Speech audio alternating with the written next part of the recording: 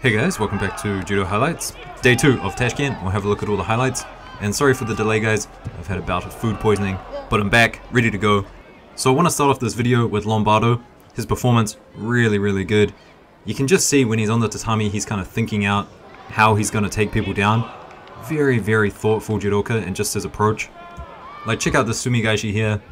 Locks up the top half, puts his opponent's arms really close together, and there's no escape from the sumigaishi once you've kind of squished your opponent's top half like this. Wasabi score, pretty effortless. And his kataguruma, it's got to be one of the best in the game. People see it coming, and they just can't stop it. Look at this. Throws Ahadov for Ippon. Now in the final, he came up against Lavrentev from Russia. And in this contest, I mean, I could just see, this is the very first interaction they had. You can just see the dominance Lombardo has with the kumikata. He kind of reminds me of Takato a little bit, kind of really utilizing that tricep grip. Not many people do it, and when it's done to you, it's really awkward, and if you haven't experienced it a lot, you're just not sure what to do with it. And look at this exchange here. Quick hand over the top, and just squishes his opponent down to the ground. Now this contest went into golden score, and I kind of want to transition this to a little talk about the rules. Now Lombardo, I think, being such a smart judoka, he saw an opportunity here. I guess it's a yokoguruma. But I kind of wonder with Lombardo here, he had several attempts at this throw, and at some point you've just got to realize that it's not working. I mean, this one here, probably the best attempt. But after this, he keeps going for it. I guess he feels he wasn't going to get countered. It looks like a positive attack. But at what point is a positive attack just a false attack? Like this one here in the Nagase vs Sobirov fight, this was definitely a false attack. This is about as false as it gets, and he gets a Shido and loses the match because of it. But I kind of think they should maybe rework the rules a little bit on false attacks. I think maybe the word false attack is just bad wording, because in Japanese they don't really call it a false attack, they call it kakenige. And I was listening to the Japanese commentary while this match was going on, and Anai, just talking about Cass, was saying, oh, kakenige. And so what Cass is doing is, when he's kind of feeling the danger from Nagase, he's going in for a throw. Now the problem is, you might throw in 4 attacks that are really bad. You can see Nagase still on 2 feet, kind of putting his hands up, and then just that 4th one or 3rd one, it's an okay attack and gets Nagase off balance, and that kind of sways the judging a little bit. So I'm not sure what is a good solution to this. I do think they need to change the rules a little bit. I want to see matches not be stopped by the ref, and I want to see matches that end with Shido. So one rule that I would really like is, if you go to the ground like this with Cass and you stop the action, you get a Shido. But if you stand up from that position, you don't get a Shido, because the action is going to continue. Nagase is going to still have the majority of his grips, and I think we'll have more interesting scrambles kind of develop, and I think that's what everyone wants to see. People don't like stop-start judo. They want to see things continue, go on like this. But anyway, that's enough on my little ramble about the rules. We'll see what happens. I definitely think after Paris they will change a few things, and I hope they do kind of revise the whole false attack thing. So we'll go back down to 73, and Lombardo, he versus Lavrentev in the finals. So here's a score from him in the semi-finals. Now in one of the bronze medal contests, this happened. Now a broken arm, maybe a dislocated elbow, which is absolutely insane. This shot too, crazy how some people are in shock. A lot of kids just unaware, screaming Ippon, looking excited.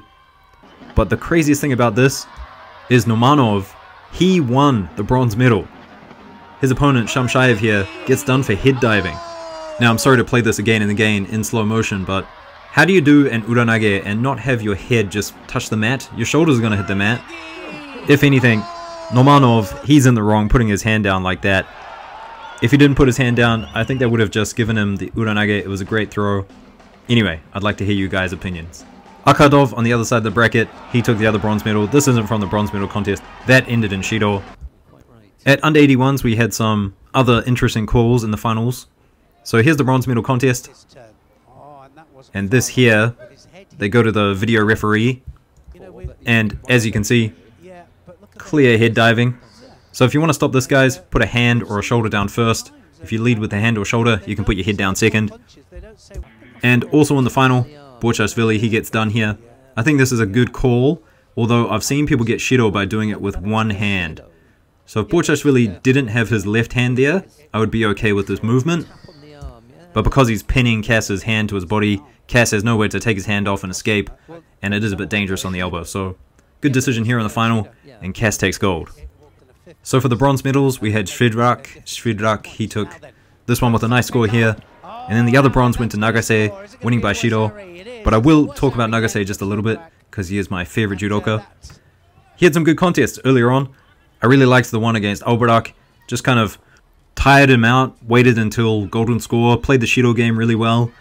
And then, once he got him tired enough, I mean, look at the control, and then the change of direction here.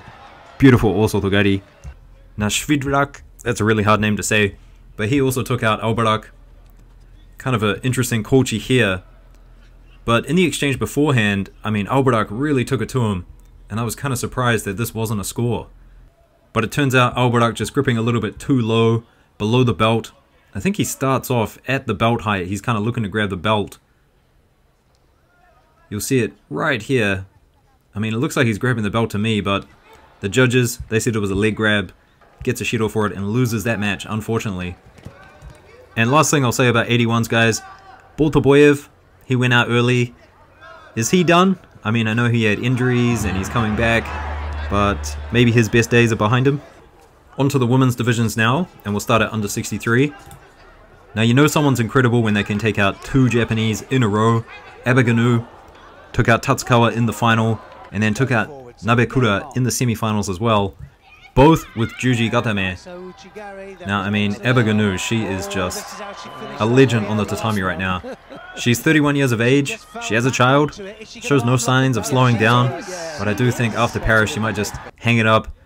Maybe she'll want to have a few more kids. She's got nothing else to prove.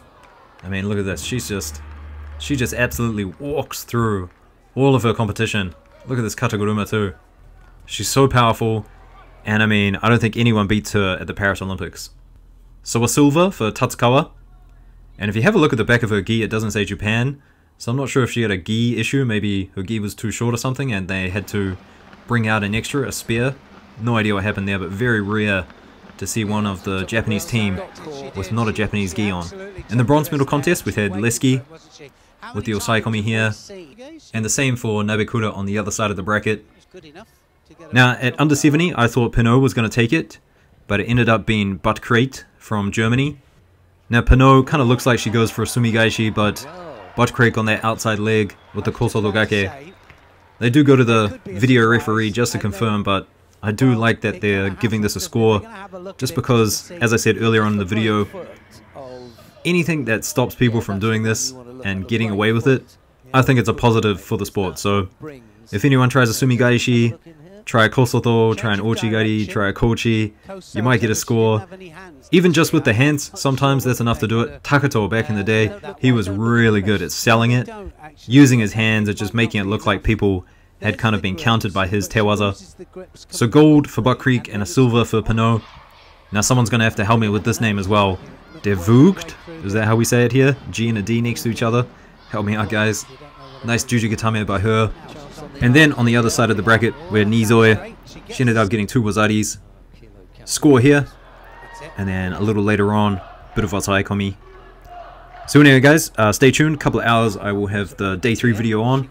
So stay tuned for that one. I'll see you in the next one. Peace.